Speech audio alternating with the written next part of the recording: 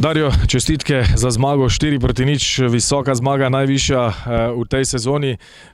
V Celje je danes prišel nasprotnik, ki je imel v pomladanskem delu sezone 100-odstotni izkupiček. Ste pričakovali kaj podobnega, kar se je danes zgodilo?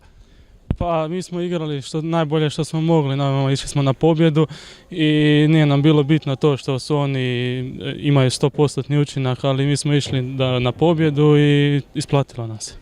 Dario, zabili ste 3 zadetke, je to doslej vaša najboljša partija v celjski majici?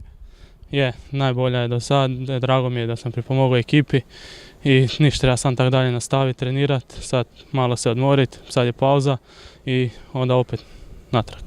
Danes ste se dobro znašli pri vseh 3 zadetkih v vlogi centralnega napadalca. Verjetno takole na pogled ni bilo preveč težko zadeti, nekaj krasnih asistenc, pa vendarle bilo je potrebno biti na pravem mestu in tam ste bili. Je, trebalo je se tam naći, ali ništa, drago mi je na i asistencije drugih i hvala im na tome što su pomogli da zabijem ta 3 gola i ništa.